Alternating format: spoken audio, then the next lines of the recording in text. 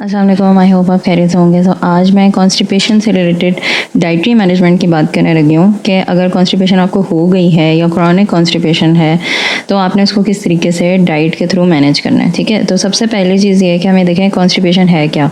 Constipation is basically कि आपकी जो है ना बाउल मूवमेंट वो रेगुलर नहीं है। ठीक है, ये चीज़ आप नोटिस कीजिएगा कि हर पर्सन की जो बाउल मूवमेंट की फ्रीक्वेंसी है वो डिफरेंट होती है। एक दिन में 3 बार स्टूल पास करने से लेके 3 दिन में 1 बार स्टूल पास करना for most of the humans is normal. आप थोड़ा सा ये ज़रूर कंसिडर कीजिएगा कि आपकी फैमिली हिस्ट्री क्या है when it comes to regular bowel movements क्या हैं आपकी फैमिली में। ठीक है, और दूसरी चीज़ ये है कि अगर आप जब स्टूल पास कर रहे हो तो बहुत ही हार्ड है और पेनफुल है पास करना, तो ये वाली कंडीशन तो डेफिनेटली कॉन्स्टिपेशन के अंडर आती है। तो ये अच्छी कंडीशन नहीं है बिकॉज़ ये काफ़ी सारे प्रॉब्लम्स क्रिएट कर सकती है आपके लिए फ्यूचर में। ठीक है, वो भी हम फर्दर डिस्कस करेंगे। औरतों में और 60 साल से ऊपर लोगों में ये कॉन्स्टिपेशन का इशू जो है वो ज़्यादा आता है। However recently I don't think कि मेरा कोई भी क्लाइंट ऐसा होगा जिसको कॉन्स्टिपेशन का इशू ना हो, ऑलमोस्ट सबको ही कॉन्स्टिपेशन का इशू होता है। जब आप रेगुलर डाइट थेरेपी स्टार्ट करते हो, अपनी डाइट में फ्लूइड इंटेक पूरा रखते हो, थोड़ा सा ऑयल्स का, हेल्दी ऑयल्स का इंटेक रखते हो ना, तो ऑटोमेटिकली आपका काफ़ी हद तक कॉन्स्टिपेशन का इशू रिजॉल्व हो जाता है। लेकिन समटाइम्स जो कॉन्स्टिपेशन है वो बहुत रेजिस्टेंट किस्म की होती है। ठीक है, तो उससे रिलेटेड मैं बेसिकली डिस्कस करने लगी हूँ कि आपने उसमें क्या करना है। ठीक है, तो डाइट का क्या रोल आता है। सबसे पहली चीज़, 3 चीज़ें आपने इसमें केयर करनी है। फाइबर इंटेक आपका कैसा है वो मैनेज करना है, आपने हाइड्रेशन अपनी पूरी रखनी है, वाटर इंटेक अपना पूरा रखना है, और तीसरी लाइफस्टाइल एडजस्टमेंट्स आ जाती हैं, वो भी मैं आपसे डिस्कस करती हूँ। पहली बात ये कि फूड्स रिच एंड फाइबर कौन से होते हैं। फाइबर बेसिकली 2 टाइप्स का होता है, सॉल्युबल फाइबर होता है, इनसॉल्युबल फाइबर होता है। ठीक है, तो सॉल्युबल फाइबर भी लेना है और इनसॉल्युबल भी लेना है। ठीक है, इवन अगर आप फाइबर के सप्लीमेंट्स भी ले रहे हो ना, तो फाइबर के जो फूड सोर्सेज हैं ना वो आपने फिर भी डाइट में इंक्लूड करनी है।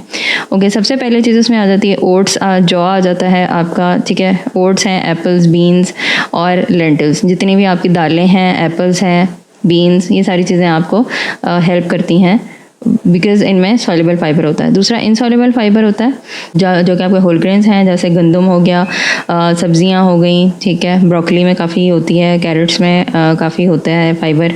उसके अलावा सीड्स एक्सेट्रा, काफ़ी सारे जो आपको स्टूल होता है ना उसको भी थोड़ा सा बल्क चाहिए होता है, कुछ ऐसे मटेरियल्स उसको रिक्वायर्ड होते हैं बॉडी को, ताकि स्टूल का प्रॉपर जो फॉर्मेशन हो सके। ठीक है, तो उसमें यह है कि कम से कम 25 to 35 ग्राम्स जो है वो आपके डाइट प्लान में शामिल होनी चाहिए फाइबर।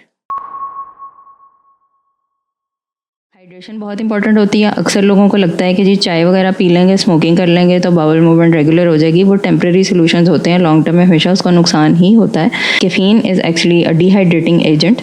तो आपने अगर कैफ़ीन का इस्तेमाल किया है या स्मोकिंग या कोई और चीज़ का इस्तेमाल कर रहे हैं तो रेगुलर उसका यूज़ बिल्कुल भी हेल्थ के लिए अच्छा नहीं है, उसके लॉन्ग टर्म कॉन्सिक्वेंसेस भी हो सकते हैं। तो अभी जो है आप स्टूल के लिए क्या कर सकते हो, कम से कम आपने 3 लीटर वाटर डेली पीना है। यूजुअली रिकमेंड किया जाता है कि जी 8 से 12 ग्लासेस पीने हैं। ये रिकमेंडेशन उन एरियाज़ के लोगों के लिए होती है जो थर्मली कंट्रोल्ड एनवायरनमेंट में रह रहे हों। ठीक है, पाकिस्तान में आप थर्मली कंट्रोल्ड एनवायरनमेंट में नहीं रह रहे, कभी आपको सर्दी लगती है, कभी गर्मी लगती है, एक कमरे से दूसरे कमरे में जाके भी टेम्परेचर चेंज होता है, तो इसी में फिर मेटाबॉलिक एक्टिविटी आपकी ज़्यादा हो जाती है, वाटर की रिक्वायरमेंट ज़्यादा हो जाती है। You do need to take at least 3 litres per day. पानी के अलावा आपके पास और ऑप्शन भी होती हैं, आप हर्बल टीज़ इस्तेमाल कर सकते हैं। ठीक है, सूप, फ्रूट्स, वाटरमेलन की तरह के जो होते हैं जिसमें पानी ज़्यादा होता है, ये वाले चीज़ें सारी की सारी आपकी जो पानी की कमी है उसको पूरा करते हैं। अवॉइड आपने कौन सी चीज़ करनी है, लो फाइबर फूड। ठीक है, जितना ज़्यादा फूड को प्रोसेस होगा, बेकरी आइटम हो गया या कोई भी पैकेज जो आप फूड ले रहे हो, बिस्किट्स एक्सेट्रा, इन सब में क्योंकि बहुत ज़्यादा प्रोसेसिंग की होती है ग्रेन्स की, ओरिजिनल फाइबर जो है ना वो उस क्वांटिटी में अवेलेबल नहीं होता। हाउएवर कुछ फूड्स ऐसे होते हैं जिनमें एक्स्ट्रा जो ब्राउन होता है फाइबर होता है वो ऐड किया जाता है। तो अगर आपने लेना ही है तो आपने कंसिडर करना है कि आपने वो वाले फूड्स लेने हैं जिसमें ब्राउन होगा। एक होता है ब्राउन ब्रेड, वो सिर्फ कलर की होती है, एक होती है ब्राउन ब्रेड। ब्राउन ब्रेड में एक्चुअली चोकर जो है ना वो ऐड किया जाता है। उसके अलावा मल्टीग्रेन वाली चीज़ों की ऑप्शन भी अवेल कर सकते हैं। ठीक है, कुछ लोगों में ना एक्सेसिव डेयरी, अगर बहुत ज़्यादा दूध पी रहे हैं, बहुत ज़्यादा चीज़ वगैरह का इस्तेमाल करें तो उनमें भी इन चीज़ों की वजह से भी कुछ लोगों में कॉन्स्टिपेशन हो जाती है, लेकिन मोस्टली लोगों में नहीं होती। ठीक है, और दूसरा है कि कैफ़ीन का इंटेक थोड़ा सा आपने लिमिट करना है, क्योंकि जैसे मैंने पहले भी बताया कैफ़ीन बेसिकली आपकी बॉडी को डिहाइड्रेट करती है। स्टूल फॉर्मेशन के लिए भी ना पानी चाहिए होता है बॉडी को, ठीक है। तो अगर पानी लैक करेगा, बॉडी में पानी प्रॉपर नहीं होगा और कैफ़ीन का इंटेक आपको बहुत ज़्यादा हो चुका हुआ, तो फिर हार्ड स्टूल्स ही आएंगे और वो डिफ़िकल्ट टू पास होंगे। और जितना आपका हार्ड स्टूल बार बार एक ही जगह से पास होगा ना, वहाँ पर ज़ख्म बनने शुरू हो जाते हैं, ठीक है। तो इस चीज़ की केयर करनी है। बड़ी आंत से रिलेटेड जो इशूज़ होते हैं ना, उसमें प्रोबायोटिक्स का हमेशा रोल होता है, ठीक है। तो इसी तरह से अगर आप दही का इस्तेमाल रेगुलर कर देते हैं ना, तो आप देखेंगे कि आपकी कॉन्स्टिपेशन काफ़ी हद तक रिलीफ हो जाएगी। उसके अलावा अगर आपको लग रहा है कि आपको रिक्वायर्ड है, तो आप सप्लीमेंट के तौर पे भी प्रोबायोटिक्स ले सकते हो, obviously with the consultation of doctor. और उसके अलावा ये है कि लाइफस्टाइल मैनेज कुछ करना है आपने। अब जो हमारी बाउल की मूवमेंट है ना, वो बहुत ज़्यादा हमारी एक्सरसाइज पे भी डिपेंडेंट है। तो अभी अगर आप जो है डिनर के बाद एटलीस्ट 10 मिनट्स 12 मिनट्स हल्की फुल्की वॉक करना शुरू हो जाते हैं, उसी से आपको बहुत ज़्यादा बेनिफिट मिलेगा।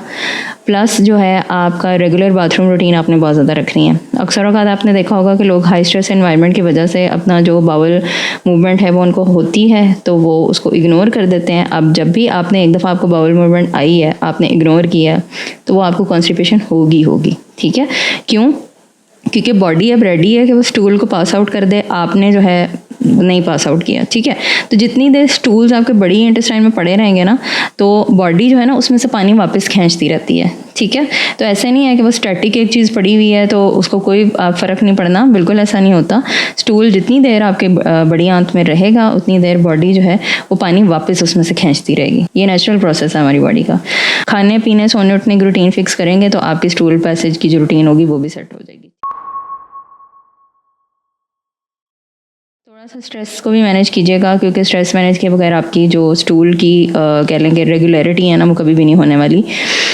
जो हमारी स्टूल के पासिंग है ना, वो बहुत ज़्यादा हमारी साइकी के साथ लिंक्ड होती है। आपने देखा होगा अक्सर जब हम सफ़र कर रहे होते हैं या किसी और जगह जाके रहते हैं, किसी और के घर में जाके रहते हैं, तो स्टूल पास करना बड़ा मुश्किल हो जाता है। जैसे ही आप घर एंटर होते हो ना, तो साथ ही आपके एकदम से अर्ज आती है कि आप स्टूल पास करो। तो ये देखें, इसमें साइकी काफ़ी इन्वॉल्व होती है। जब हम बच्चे को ट्रेन कर रहे होते हैं ना शुरू से ही कि स्टूल जो हैं वो उन्होंने पैम्पर्स वगैरह में नहीं करने, बाथरूम ट्रेनिंग जो हमारी की जाती है, हमारी साइकी जो है ना उसी तरह ट्रेन हो जाती है। तो इसलिए थोड़ा सा आप साइकोलॉजिकली रिलैक्स होंगे तो ही आपका स्टूल ईजिली पास होगा, अदरवाइज़ आप स्ट्रेस में ही रहेंगे। जो स्ट्रेस की वजह से होता है ना यूजुअली, वो कॉन्स्टिपेशन ज़्यादा होती है, ठीक है। डायरिया भी हो सकता है, लेकिन कॉन्स्टिपेशन का इशू ज़्यादा रहता है। ओके, सप्लीमेंट जो आपने कंसिडर करने हैं वो आपने डॉक्टर से पूछ के प्रोबायोटिक्स का इस्तेमाल करना है। दूसरा ये कि मैग्नीशियम के सप्लीमेंट्स आप यूज़ कर सकते हो। आपने अपने डॉक्टर से पूछे बगैर सप्लीमेंट्स अपनी डाइट में इंक्लूड नहीं करने होते हैं, ठीक है।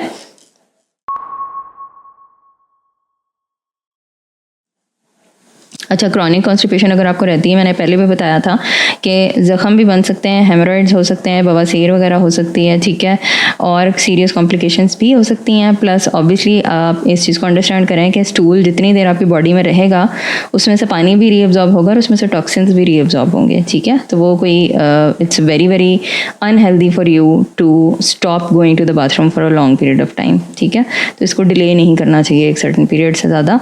और ज़्यादातर इसमें आपकी साइकी ही इन्वॉल्व होती है और आपके लाइफस्टाइल हैबिट्स ही इन्वॉल्व होती है। जितनी हेल्दी आपके लाइफस्टाइल हैबिट्स होंगी, उतनी आप एश्योर कर रहे हो कि आपको कॉन्स्टिपेशन नहीं होगी। क्योंकि मेजॉरिटी पाकिस्तानियों को रेगुलरली रहती है कॉन्स्टिपेशन, तो लॉन्ग टर्म मैनेजमेंट उसकी यही है कि आपने अपनी डाइट में जो फाइबर है वो हाई फाइबर ही रखना है। रिफाइंड कार्बोहाइड्रेट्स होंगे, मैदा होगा, वो सब कुछ आपने अवॉइड करना है। और इसके अलावा फ्रूट्स का, वेजिटेबल्स का इंटेक अगर आप अपना रेगुलर रखेंगे, प्लस एक्सरसाइज थोड़ी बहुत रखेंगे, तो फिर आपको कॉन्स्टिपेशन का इशू नहीं होगा। End of course water intake आपने नहीं भूलना। अगर आपको पर्सनल डाइट थेरेपी रिक्वायर्ड हो तो आप कमेंट कर दें या डीएम कर दें, मेरी टीम आपको अप्रोच कर लेगी एंड फर्दर इंशाल्लाह हम प्रोसेस करेंगे। Thank you so much for being here. Kindly like करना, सब्सक्राइब करना ना भूलिएगा, it really helps me out. अपना ख्याल रखें। अल्लाह।